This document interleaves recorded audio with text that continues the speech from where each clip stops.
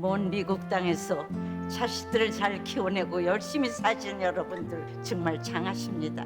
안녕하세요. 전원주입니다. 전쟁도 가난도 겪은 우리 세대는 참 눈물겨운 세월을 살았죠. 아메리칸 드림을 이루기까지 여러분들의 세월이야 어떠셨겠습니까?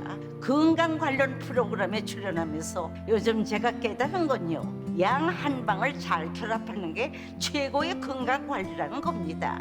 클레버 케어, 메디케어 어드밴티지 플랜 아세요? 양방과 한방의 좋은 혜택들을 쏙쏙 뽑아서 제공해주는 똘똘한 플랜이더군요.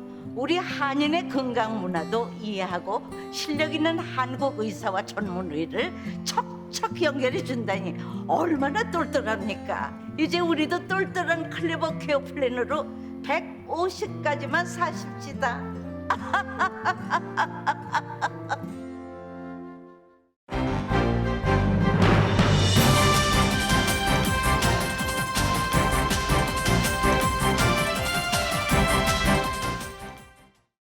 새봄 3월에는 여러분의 웃음이 활짝 피기를 라디오 서울이 응원합니다. 이번 주 일요일 13일부터 일광절약 시간제 썸머타임이 실시됩니다.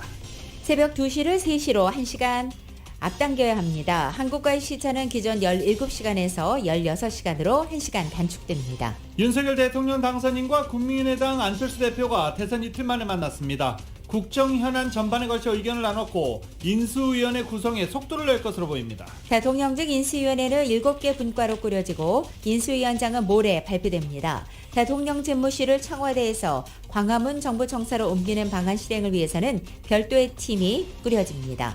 윤석열 당선인은 국민통합을 최우선 당면 과제로 선정하고 특위까지 만들겠다고 했지만 당장 여성가족부 폐지 공약부터 갈등에 직면했습니다. 당내에서도 충돌합니다. 윤석열 당선인은 어제 일본 기시다 총리와 통화했습니다. 화기애애한 분위기 속에 양국 간의 우호 증진과 북핵 협력, 조속한 정상회담 개최 등이 거론된 것으로 알려졌습니다. 바이든 대통령이 러시아와의 우크라이나 침공과 관련해 유럽연합 국가들과 함께 러시아의 정상적인 무역관계 종료를 선언하고 러시아 수입품에 고율의 관세를 부과한다고 발표했습니다. 136억 달러 규모의 우크라이나 지원안이 연방 상원의 최종 승인을 얻었습니다.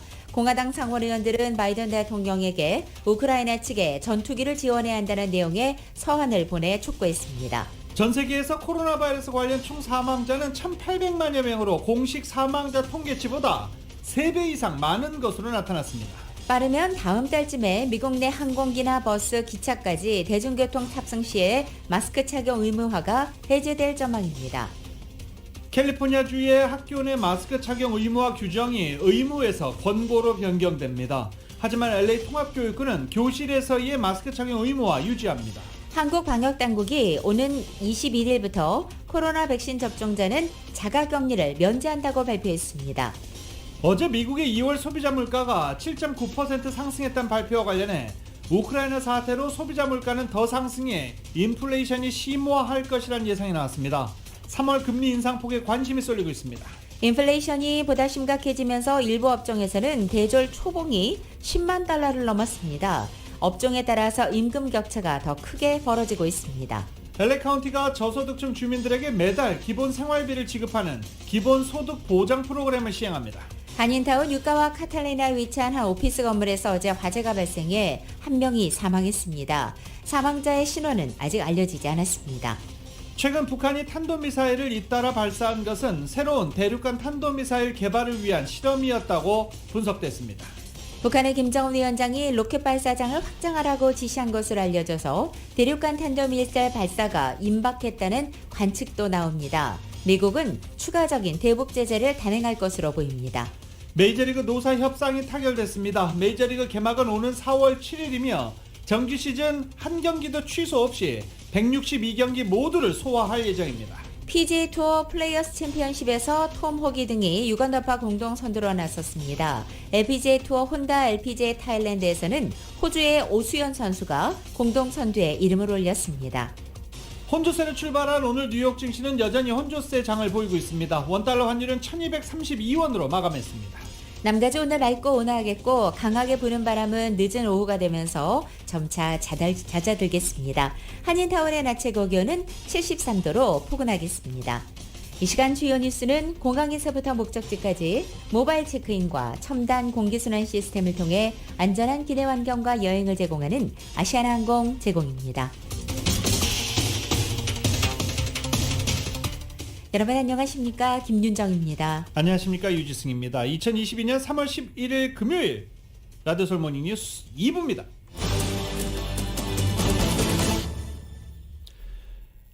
일요일 썸머타임이 시작됩니다. 1시간 잠을 빼앗기는 그런 순간이 오늘 일요일에 다가오게 됩니다. 잠시 뒤에 저희가 로컬 뉴스 전해드릴 때 썸머타임 관련 소식 전해드릴 수 있도록 하겠습니다. 한국 소식 먼저 전해드리겠습니다. 20대 대통령직 인수위원회가 조만간 닻을 올립니다. 당선인 직속으로 국민통합특별위원회가 생길 예정입니다. 코로나 바이러스 비상대응 태스크포스와 청와대 개혁 태스크포스 팀이 별도로 꾸려집니다. 당면한 코로나 바이러스 손실보상, 대통령실 이전 등도 태스크포스 팀에서 맡게 됩니다. 정책을 만들어 나갈 전문분과는 기획조정, 외교안보, 정무, 사법, 행정 등 모두 7개 분야로 구성될 예정입니다. 윤석열 당선인은 이번 사나흘 안에 인수위원장과 부위원장을 확정하고 2주 안에는 위원 인선까지 마무리 짓겠다는 계획입니다.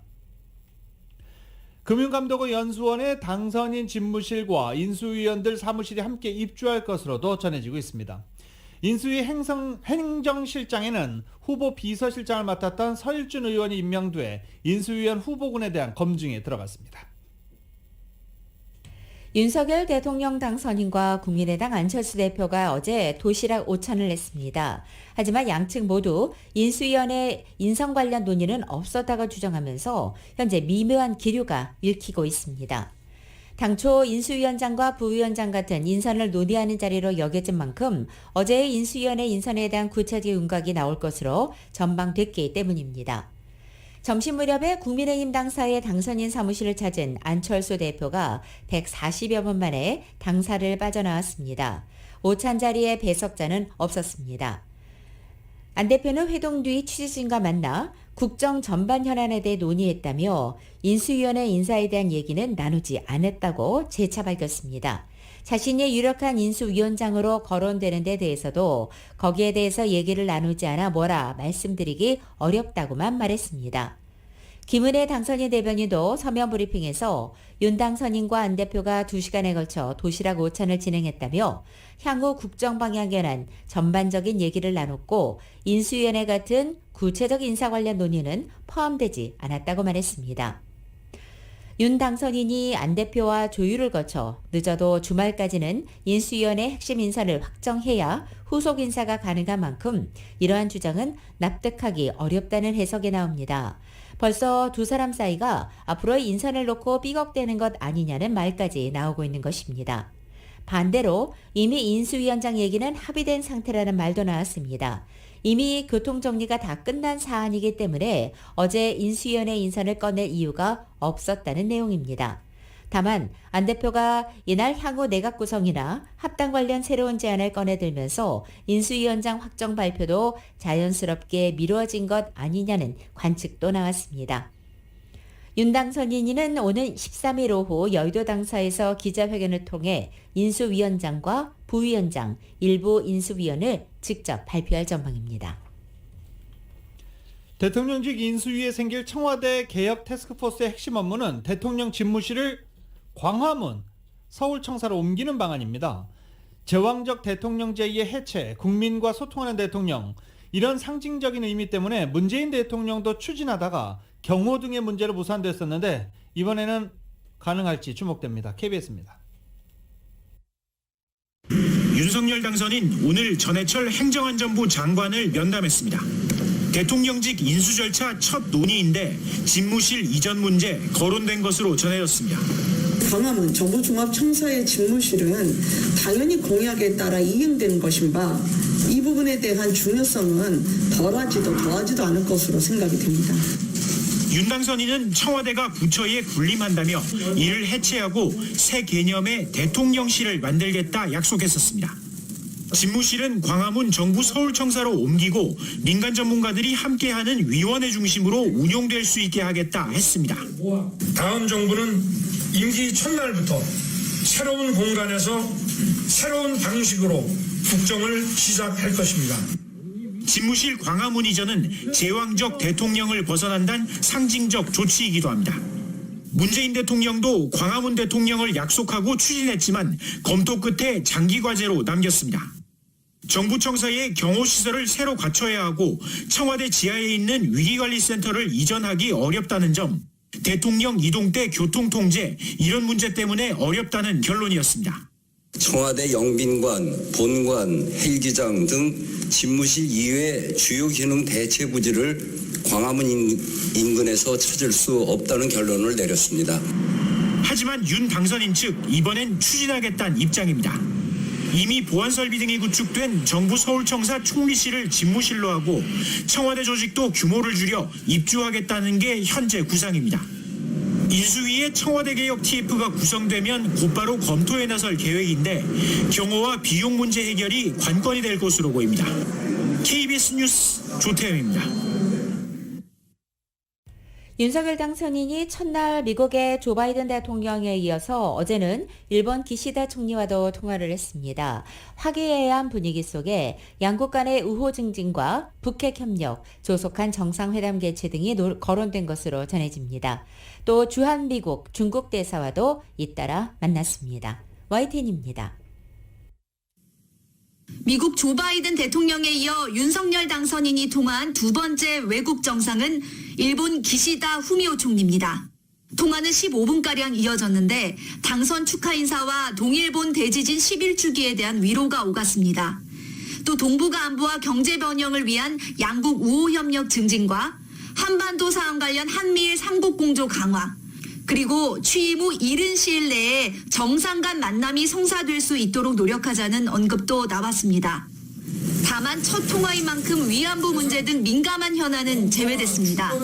중국 시진핑 주석은 싱하이밍 주한 중국 대사를 통해 축전을 전했습니다. 수교 30주년이 되는 해입니다. 중국 측은 한국 측과 함께 수교의 초심을 굳게 지키고 우호 협력을 심화시켜 특히 윤 당선인은 양국이 서로 주요 교역국이라는 점을 강조하며 고위급 회담 정례화 등을 논의한 것으로 알려졌습니다. 뒤이은 크리스토퍼 델 코소 미국 대사대리와의 만남도 화기애애한 분위기 속에서 이루어졌습니다.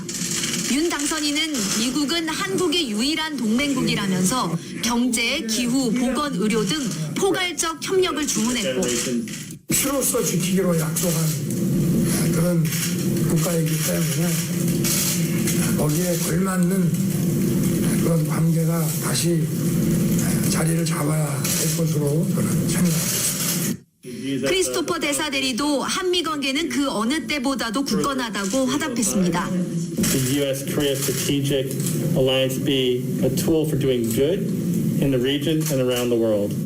중국 견제용으로 평가되는 미국, 인도, 일본, 호주의 안보협의체 쿼드와 한일 관계 개선 필요성 등이 언급됐지만 구체적 논의는 없었습니다. 윤 당선인은 미중 일러 등 이른바 4강의 특사를 파견하는 방안을 검토하고 있는 것으로 알려진 가운데 새 정부의 외교 로드맵에도 관심이 쏠리고 있습니다. YTN 박조은입니다. 윤석열 당선인은 국민 통합을 최우선 당면 과제로 선정하고 특위까지 만들겠다고 했습니다. 그런데 당장 여성가족부 폐지 공약부터 갈등에 직면하고 있습니다. 당 내에서도 찬반론이 확연히 충돌하고 있습니다. YTN입니다. 윤석열 당선인이 당선 직후 가장 먼저 강조한 건 국민 통합이었습니다. 조국 사태와 대선을 치르면서 더 극명하게 갈라진 민심을 하나로 아우르겠다는 겁니다. 국민 모두 하나라는 마음으로 저도 이 나라의 국민 통합을 최우선으로 생각하겠습니다. 하지만 당장 여성가족부 폐지 공약부터 난관에 봉착했습니다. 당내에서 찬반론이 불거지며 갈등 양상을 보이고 있는 겁니다. 오선 중진 서병수 의원은 여가부 폐지 공약을 다시 들여다보자면서 이대남이 이대녀 때문에 불공정한 대우를 받는 것도 이대녀가 이대남으로 인해 불평등해진 것도 아니라고 지적했습니다. 서울 서초가 보궐선거에서 당선된 조은희 의원도 여성가족부가 스스로 위기를 자처하긴 했지만 컨트롤타워는 있어야 한다고 주장했습니다.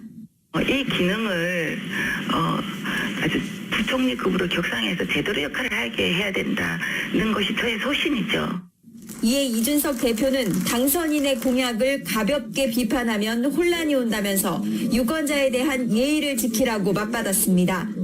윤 당선인의 최측근인 권성동 의원 역시 여론과 시대 정신에 따른 당선인의 결단이었다며 젠더 갈등으로 몰아 대선 결과를 잘못 분석해선 안 된다고 일축했습니다. 젠더 갈등도 우리가 일으킨 것이 아니라 오히려 민주당 쪽에서 일으킨 것이고 그렇게 자기 자신들이 젠더 갈등으로 몰아가면서 프레임을 짠 거죠. 논란은 인수위 분과 발표에서 여성 분야가 빠지면서 더 가열됐습니다.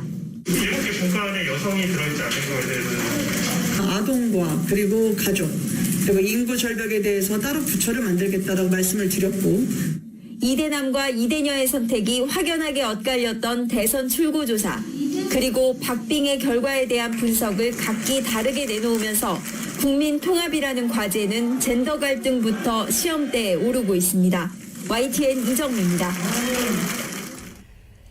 더불어민주당의 윤호중 원내대표가 이끄는 비상대책위원회를 다음 주에 출범시키기로 결론 내렸습니다. 또 당내 갈등을 우려해서 새로운 원내대표는 의원들의 추천을 받아서 만장일치가 될 때까지 의견을 모으는 교황식 선출 방식을 검토하기로 했습니다. 차기 민주당 비상대책위원장으로서 의원총회 발언대에선 윤호중 원내대표는 무엇보다 관리형 비대위 체제에서의 단합을 요청했습니다. 물론 자신도 기존 지도부 일원으로서 선거 패배의 책임에서 자유롭지는 않지만 오늘 6월 지방선거를 앞두고 신속한 재정비를 위해 불가피했다며 협조를 당부한 것입니다. 이어진 자유토론에서는 윤호중 비대위를 둘러싼 갑론을박이 벌어지기도 했습니다. 국민이 바라는 변화와 쇄신에 적합하느냐는 의문부터 윤호중 원내대표 대신에 이재명 전 후보가 진두지휘에 앞장서야 한다는 주장이 나왔지만 이 주장은 이날 큰 힘을 받지는 못했습니다. 한편 윤호중 비대위는 우선 다음 주 월요일 출범할 비대위원회 몇몇을 최대한 혁신의 얼굴들로 채우기로 했습니다. 이와 함께 이번 달 말로 앞당긴 원내대표 선거 과정에서 당내 계파별 갈등이 불거지지 않도록 선거 방식을 바꾸는 방안을 검토 중입니다. 이 후보를 통해 선거운동 경쟁을 하는 대신에 의원들이 저마다 적합한 인사를 추천해서 만장일치가 될 때까지 의견을 모아 교황 선출 방식을 도입하겠다는 의미입니다. 여야 정치권이 이제 대통령 선거 끝나자마자 6월 1일 치러지는 전국 동시 지방선거 준비에 들어갔습니다. 여야는 5월 12일 후보자 등록 전까지 당내 경선 등 후보자 선출을 마무리해야 합니다. 대선에서 패한 민주당은 2018년 지방선거 압승으로 확보한 지방 권력을 최대한 지켜내야 한다는 목표 아래 선거 준비에 박차를 가하고 있습니다. 라디오 서울 모닝뉴스 2부 한국 소식은 나눔 실천, 오픈뱅크가 생각하는 가장 가치 있는 투자입니다. 나눌수록 커지는 가치, 오픈뱅크 제공입니다.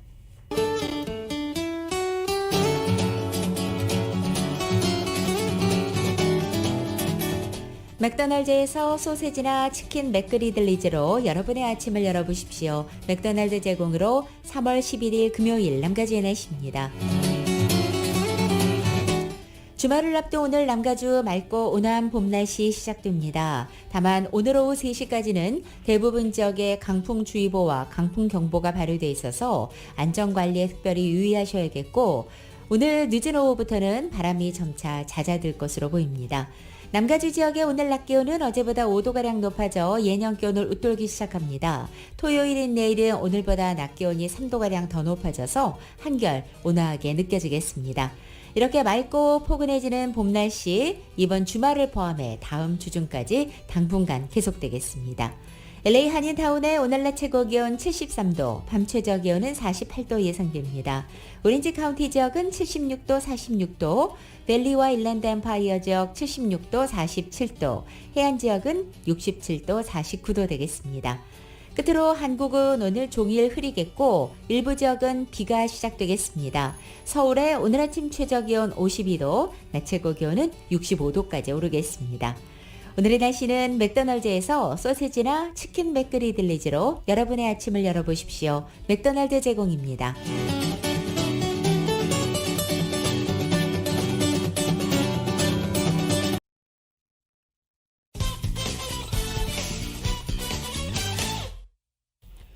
라디오서울 모닝뉴스 함께하고 계십니다. 한국 방역당국이 백신 접종을 완료한 해외 입국자들에 대한 격리 조치를 전면 해제하기로 했습니다. 오는 21일부터 한국에서 코로나 바이러스 백신 접종을 완료한 해외 입국자는 자가격리에서 면제됩니다. 지난해 12월 3일 모든 해외 입국자에 대한 자가격리 조치를 시작한 지 108일 만입니다. 이어 4월 1일부터는 해외에서 접종했지만 접종 이력이 한국에 등록되지 않은 미주 한인 등 해외 동포와 외국인들에 대한 격리도 4월 1일부터는 전면 해제됩니다. 캘리포니아주의 학교 마스크 착용 의무화 규정이 오늘까지 이어지고 내일 12일부터는 강력하게 권고되는 것으로 바뀝니다.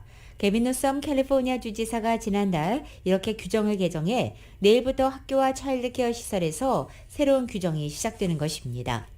LA 카운티도 주정부의 규정을 따라 내일부터 학교에서 마스크 착용 의무화 규정을 해제한다고 발표한 바 있습니다. 하지만 캘리포니아 주정부는 관련 시행을 각 교육부의 재량에 맡기고 있어서 LA 통합교육부는 어떤 입장을 밝힐지 주목되고 있습니다. 새롭게 업데이트된 캘리포니아 주와 카운티 규정을 인지하고 있다고 밝혔지만 캘리포니아 통합교육부는 내일부터 마스크 착용 규정을 해제할지 아직은 언급하지 않고 있습니다. 이런 가운데 LA 교사 노조 측은 교사와 교직원 모두 실내에서는 마스크 착용 의무화 방침이 계속 유지돼야 한다는 입장을 나타내고 있습니다. 다음 달쯤이면 항공기나 버스, 기차 등 대중교통에서도 마스크 착용 의무화가 해제될 전망입니다. 질병통제예방센터는 연방정부 차원에서 시행 중인 대중교통수단 내 마스크 의무화 해제를 위해 현재 지침을 변경할 계획을 논의 중이라고 알려졌습니다.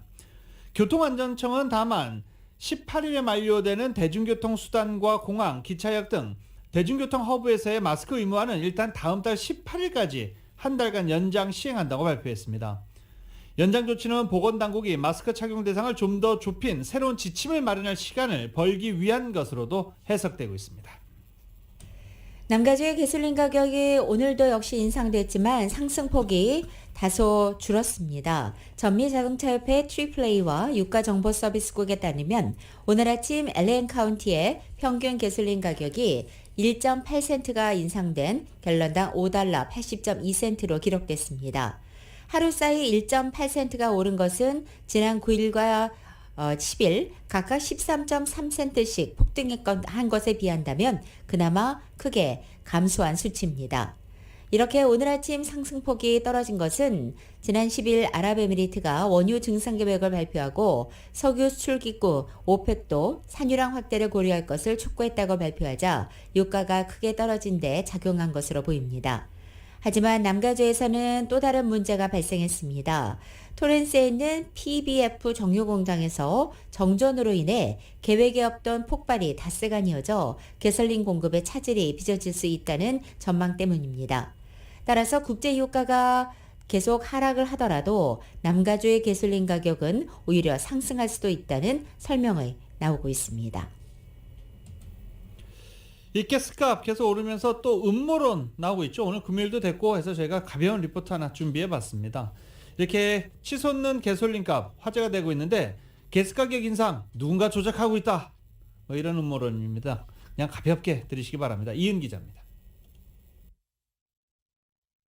인플레이션 공포감 속에서 자고나면 치솟는 가스 가격까지 엎친 데 덮쳐 서민들이 분노하는 가운데 이번에는 치솟는 가스값이 조 바이든 행정부가 조작한 것이라는 황당한 음모론까지 나왔습니다.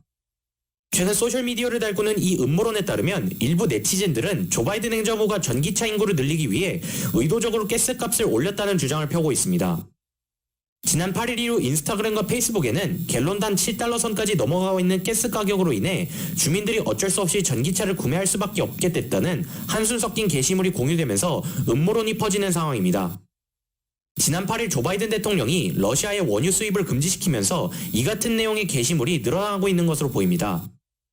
특히 보수 성향의 소셜미디어 계정들에서는 지난 7일 피트 부티지지 교통부 장관의 발언을 인용해 음모론에 불을 지폈습니다. 부티지지 장관은 최근 카멜라 해리스 부통령과의 대담에서 전국의 전기차 충전소를 건설하기 위한 비용으로 50억 달러 규모의 예산을 마련했으며 이로 인해 모든 주민들이 전기차를 운전해 가스를 절약할 수 있다고 전했습니다. 부티지지 장관의 발언을 네티즌들이 앞뒤 맥락 없이 일부만 말취해 마치 부티지지 장관이 가스 가격 상승을 계기로 주민들로 하여금 전기차 구매를 장려하는 식으로 몰아붙인 것입니다. 일부 소셜미디어 게시물에서는 정부가 주민들의 전기차를 사용하게끔 밀어붙이고 있다는 주장도 하고 있습니다. 지난 4일 동안 소셜미디어에서 전기 차량과 정부를 언급한 횟수는 400%가 증가했다고 소셜미디어 분석회사 지그널랩이 밝혔습니다. 음모론에 관한 책을 집필한 조지아 주립대학의 미아 블룸 교수는 인플레의 가스 가격 인상으로 정부에 대한 불만이 한껏 고조된 상황에서 이 같은 음모론은 사람들의 심리에 단단히 고착되고 소셜미디어로 인해 산불처럼 퍼져나간다고 지적했습니다. 블룸 교수는 팬데믹, 우크라이나 전쟁과 같이 혼란스러운 상황에서 이런 음모론은 솔깃하게 들리기 때문에 사람들에게 인기를 얻는다고 설명했습니다. 러시아의 우크라이나 침공을 비롯해 장기화된 팬데믹으로 인해 가뜩이나 경제가 위축되고 전반적으로 상황이 혼란스러운 가운데 증거 없는 황당한 음모론까지 퍼지면서 주민들을 뒤숭숭하게 만들고 있습니다. 라디오 서울 뉴스 이윤입니다. LA 카운티가 저소득층 주민들에게 매달 기본적인 생활비를 무상 지급하는 기본소득 보장 프로그램의 시행을 앞두고 이달 오는 31일부터 접수에 들어갑니다. 정윤호 기자가 자세히 설명해 드립니다.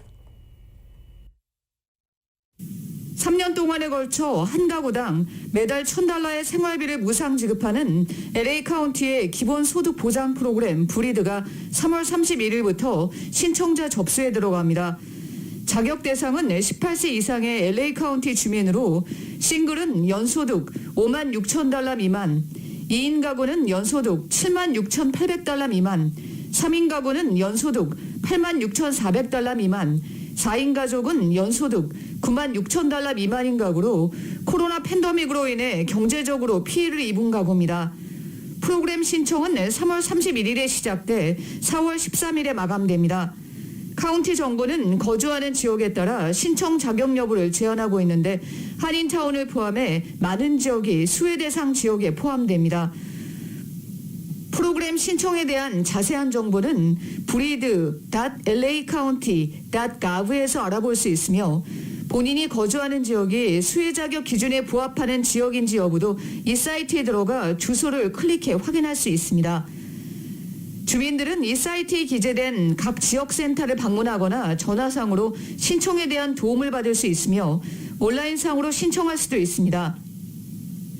보조금은 아무 조건 없이 제공되며 참가자는 자신의 필요에 맞춰 자유롭게 지출할 수 있습니다.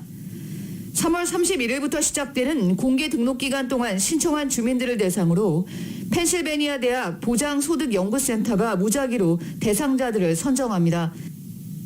카운티 정부는 선정된 주민들에게 매달 데비카드를 통해 생활비 $1,000를 지급합니다. 프로그램의 총 지출 규모는 $3,600만 달러입니다. LA 카운티 슈퍼바이저 위원회는 지난해 5월 기본소득 보장제 시행을 가결한 바 있습니다. 앞서 LA시는 지난해 시정부 차원에서 기본소득 보장제 빅립을 론치한 바 있습니다. 라디오 서울뉴스 정현호입니다. 지난달 물가 상승률 7.9%나 급등했다는 소식 어제 전해드렸습니다. 이 물가 상승률이 우크라이나 사태로 글로벌 원자재 가격이 요동치면서 40년 만에 최대 기록을 갈아치운 것인데요. 다음 달에 이 소비자 물가지수 7.9% 급등은 2월 기준입니다. 3월 기준 또 어떤 기록이 나올지 우려스러운 상황입니다. 실업수당 청구 건수는 20만 건 안팎을 유지해 견고한 흐름을 보이고 있는 만큼 다음 주에 예정된 연준회의에서 금리 인상은 확실합니다. 그런데 몇 %로 금리 인상을 할 것인지 그 인상 폭에 관심이 많이 쏠리고 있습니다. Y10입니다. 미국 노동부는 지난달 소비자 물가지수가 지난해 같은 달보다 7.9% 급등했다고 밝혔습니다. 지난 1982년 1월 이후 가장 큰 폭으로 지난 1월 세운 40년 만에 최대폭 상승 기록을 한 달 만에 갈아치웠습니다. 1월보다도 오름폭이 커진 것은 물론이고 월스트리트 저널이 집계한 전문가 전망치도 웃돌았습니다. 휘발유, 식료품, 아파트 월세 등 거의 모든 분야에서 가격 급등이 나타났습니다. 특히 휘발유는 한 달 만에 6.6%나 치솟았습니다. Gas prices are at an all-time high, and they have been rising for months. This increase isn't just due to what's happening in the Ukraine. It's due to the administration's policies. 러시아의 우크라이나 침공이 2월 말이라는 점을 고려하면 전쟁으로 폭등한 에너지 가격 상승분은 일부밖에 반영되지 않았습니다. 전쟁 장기화와 서방의 제재로 인한 유가 등 원자재 가격 폭등세가 본격적으로 반영되는 3월부터는 더 심화할 수밖에 없습니다.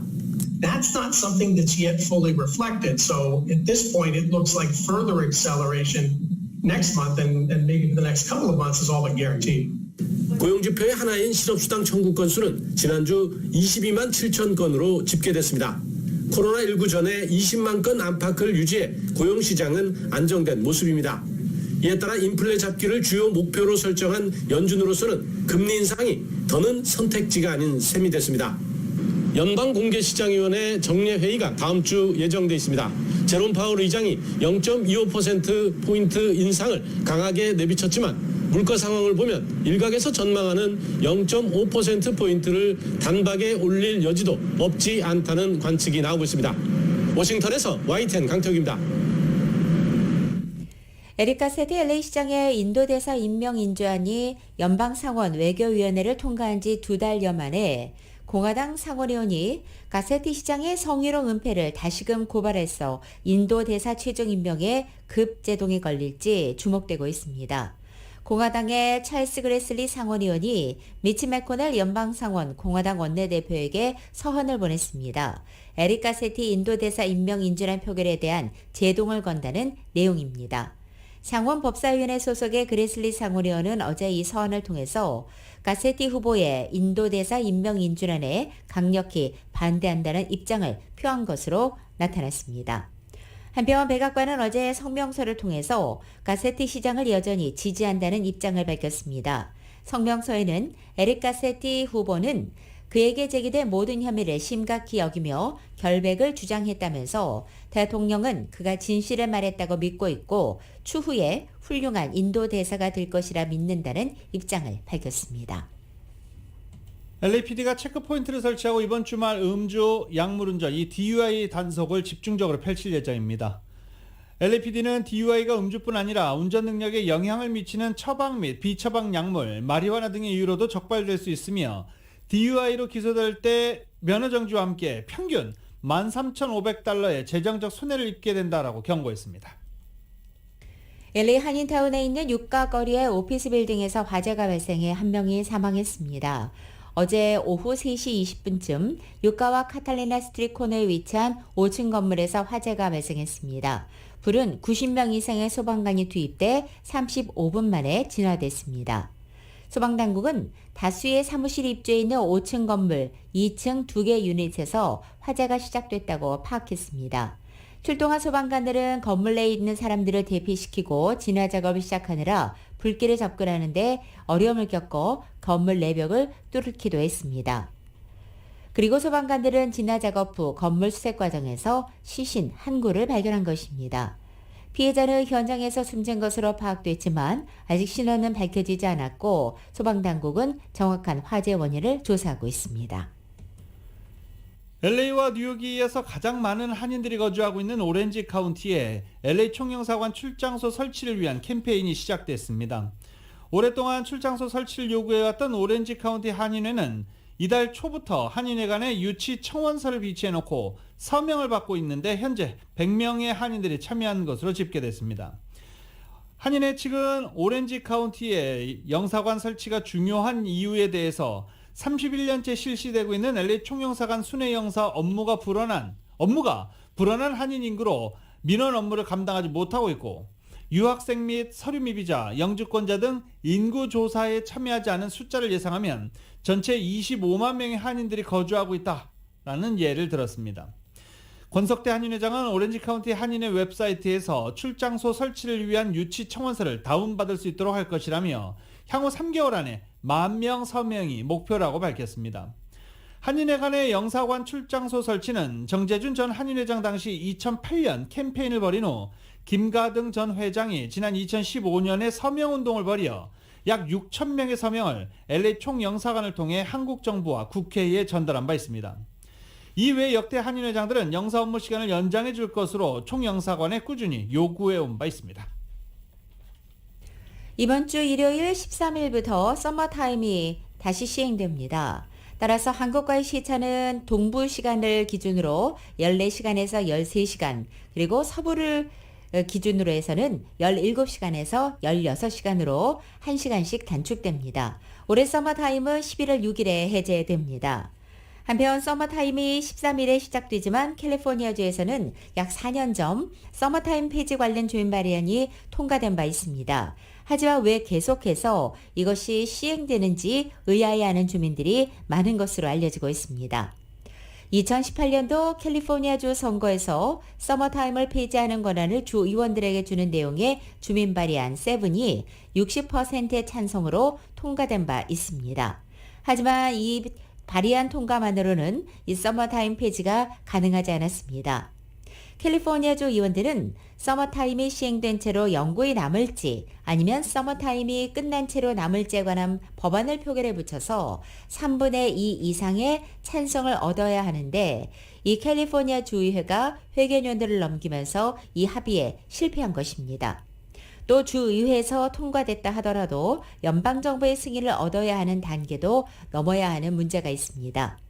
캘리포니아 주의회는 올해 서머타임을 시행한 채로 영구히 남도록 허용하는 새로운 법안을 다시 상정했고 아직은 승인되지 않은 상황이며 결국 서머타임 시행은 계속 지속된다는 설명만 덧붙였습니다. 라디오 서울 모닝뉴스 2부 듣고 계십니다. 2부 이 시간은 1250만 불 교통사고 최고 보상 교통사고 전문 천재 변호사 리차드 호프만 메디케어 시니어를 위한 전문의 허가가 아주 빠른 한인 최고 최대의 서울 메디칼 그룹 기아는 미래를 기다리지 않습니다. 스스로 만들어갑니다. 기아 자동차 소중한 고객의 꿈을 위해 고객과 함께하는 US 메트로은행 공동 제공입니다. 라디오솔 모닝뉴스 함께하고 계십니다. 바이든 대통령이 오늘 러시아와 항구적인 정상무역관계 종료 방침을 밝히고 이에 대한 의회의 동의를 요청했습니다. 바이든 대통령은 잠시 전 백악관에서 대국민 연설을 통해 미국과 북대서양 조약기구 나토 그리고 주요 7개국 G7 등 동맹국은 러시아의 우크라이나 침공에 대한 경제 제재에 대한 공조를 계속하고 있다며 이를 포함한 추가 제재 조치를 밝혔습니다. 바이든 대통령은 러시아산 보드카를 포함한 주류와 수산물에 대한 수입 금지도 선언했습니다. 그리고 또 미국과의 무역에서 의회의 정기적 심사 없이 최혜국, 가장 유리한 대우를 받는 상대국을 최혜국이라고 합니다. 이 최혜국 관세를 적용받는 관계를 없애겠다라고도 선언했습니다. 이 관계가 폐지되면 러시아는 최혜국 지위는 박탈되고 러시아산 제품에 대한 고관세 부과 토대가 마련될 예정입니다. 유럽연합도 우크라이나를 침공한 러시아에 4차 제재를 준비하고 있다고 우르줄라 폰데얼라이엔 유럽연합 집회위원장이 현지 시간으로 11일 발표했습니다. 폰데얼라이엔 위원장은 프랑스 파리에서 이틀간 열린 유럽연합 비공식 정상회의 마지막 날에 이같이 발표한 것입니다. 유럽연합이 준비하는 제재가 무엇인지 공개하지는 않았지만 미국을 비롯한 동맹국들과 함께 세계무역기구 WTO에서 최혜국 대우 지위 박탈을 검토하고 있는 것으로 알려졌습니다. 러시아가 WTO에서도 최혜국 대우를 받지 못하면 유럽연합은 러시아 수입품에 관세를 높이거나 쿼터를 설정할 수 있게 됩니다. 러시아 침공으로 우크라이나에서 발생한 난민 수가 250만 명을 기록했습니다. 필리포 그란디 유엔 난민기구 대표는 우크라이나에서 난민 수가 비극적이게도 오늘 250만 명에 도달했다고 알렸습니다. 우크라이나 내에서 발생한 난민 수도 200만 명에 달할 것으로 추산된다며 의미 없는 이번 전쟁으로 수백만 명이 삶의 터전을 떠나고 있다고 개탄했습니다. 북한 관련 소식입니다. 북한 김정은 위원장이 장거리 로켓을 쏠 수 있는 서해 위성 발사장을 찾아서 발사 시설의 현대화를 지시하는 등 행보가 빨라지고 있다는 소식입니다.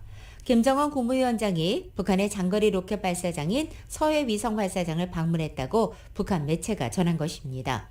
김 위원장은 이 자리에서 군사 정찰 위성 같은 다목적 위성을 발사할 수 있도록 발사장 구역과 로켓 총 조립 시설을 현대적으로 확장하고 개축할 것도 지시했습니다. 최근 국가우주개발국에 이은 방문으로 우주 강국의 목표를 내세운 것으로 보입니다. 우크라이나 사태에 쏠린 미국을 다시 협상 테이블로 끌어내기 위해서 ICBM 시험 발사를 위한 단계적 수순에 들어갔다는 분석이 높게 나오고 있습니다. 김정은 위원장의 서해 위성 발사장 시찰을 윤석열 후보의 당선 확정 다음 날 공개한 것도 주목되고 있습니다. 이에 북한은 차기 정부 출범을 앞두고 도발 수위를 점진적으로 끌어올릴 것으로 보이고 있습니다.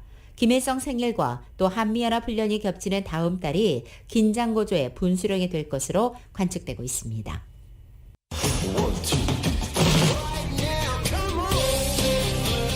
라디오솔 모닝뉴스 스포츠 소식입니다. 스포츠 소식은 전문가가 추천하는 이민법과 가정법 전문 제인정 종합법률사무소 제공입니다.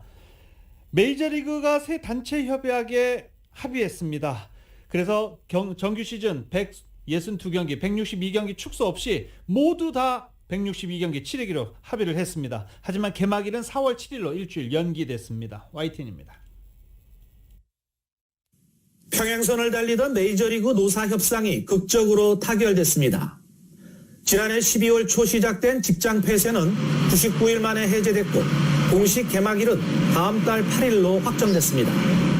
I am genuinely thrilled to be able to say that Major League Baseball's back and we're going to play 162 games. 개막은 일주일 늦어졌지만 더블헤더 등을 통해 축소 없이 팀당 162경기를 그대로 치르게 됩니다. 원래 2월 중순 시작하려다 무기 연기됐던 스프링 캠프는 다음 주부터 곧바로 시작되고 18일부터는 시범 경기 일정을 소화합니다. I do want to start by apologizing to our fans. I know that the last few months have been difficult, sort of the way the process of collective bargaining works sometimes, but I do apologize for it. 첨예하게 대립하던 부유세 부과 기준을 사측에서 양보하고 노조 측이 해외 선수 드래프트 선발 요구를 받아들이면서 역대 두 번째로 길었던 메이저리그 파업은 막을 내렸습니다. 이 밖에 포스트 시즌 출전팀이 기존 10개에서 12개 팀으로 확대되고 빠른 진행을 위해 투구 시간 제한도 도입됩니다. 내셔널리그에도 지명타자 제도가 생기고 신인 드래프트 순번을 위해 일부러지는 꼼수를 막기 위해 드래프트 추첨 지명도 새 단체 협약에 포함됐습니다. 긴 직장 폐쇄로 국내에서 훈련해온 토론토의 유현진도 월요일 미국행 비행기에 올라 스프링 캠프에 합류할 예정입니다. YTN 김사익입니다. 조금 더 자세히 알아보겠습니다. 이 메이저리그 스프링 캠프 당장 다음 주 월요일, 빠르면 이번 주말 일요일, 토요일 선수들이 스프링 캠프장으로 모일 것으로 전해지고 있습니다. 지금 마땅한 훈련 장소가 없는 선수들도 많기 때문에 직장 폐쇄가 끝났기 때문에 바로 선수들이 합류할 것으로 보입니다. 구단주들의 공식 승인까지 완료한 새 단체 협약은 앞으로 5년간 발효됩니다. 부유세 기준은 2억 3천만 달러로 시작해 2026년에는 2억 4,400만 달러까지 오릅니다. 사무국이 제안한 2억 2천만 달러, 노조가 요구한 2억 3,800만 달러의 중간 지점에서 합의 본 것입니다. 최저연봉은 57만 달러에서 올해 70만 달러로 책정하고 점차 늘려서 최저연봉은 78만 달러까지 올리기로 했습니다. 3년차 미만 연봉 조정 비자격 선수들을 위한 보너스 풀 한도도 5천만 달러로 정해졌습니다.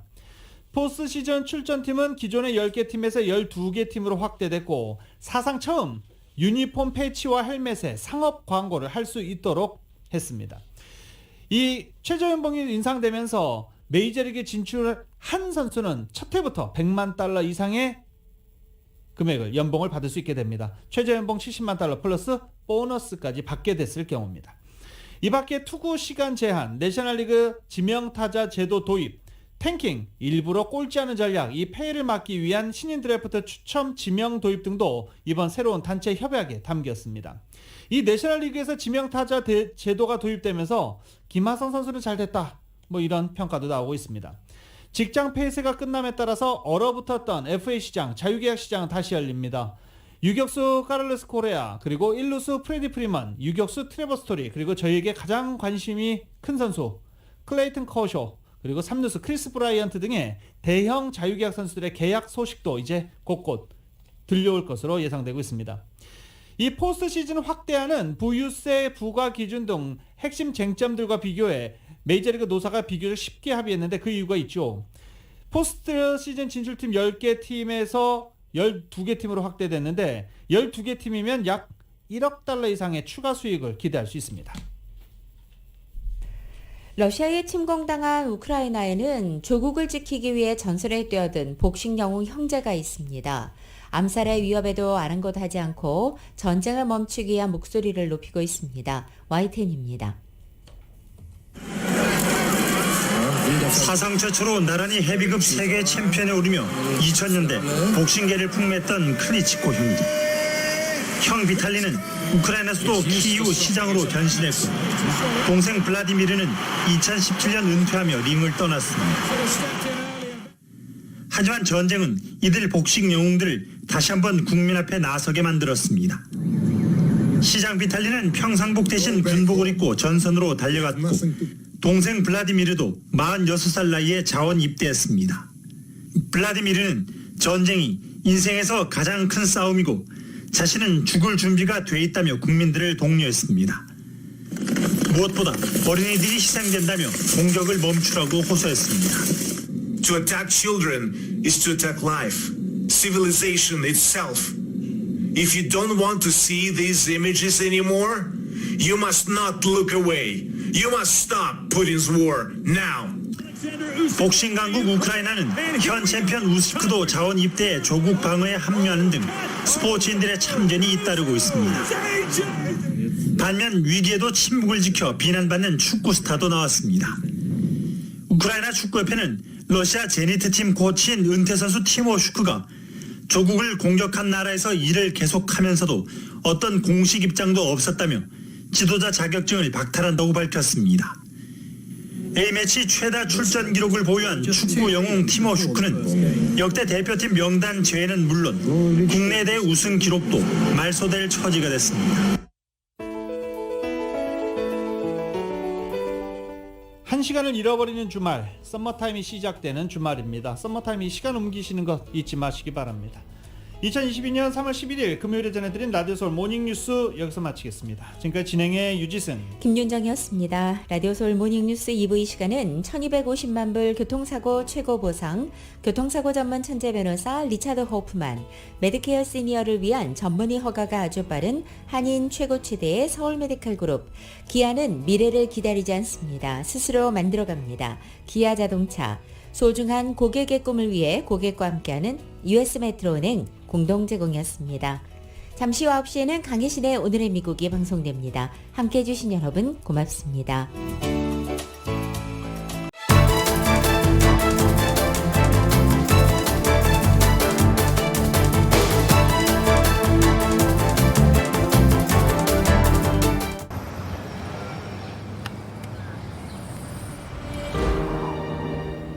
아직 쓰여지지 않은 스토리. 그 스토리를 완성하기 위해서는 새로운 아이디어를 찾아 움직여야 합니다. 우리의 움직임, 그것은 차세대 전동화 차량을 만드는 것입니다. 당신의 새로운 영감을 찾아서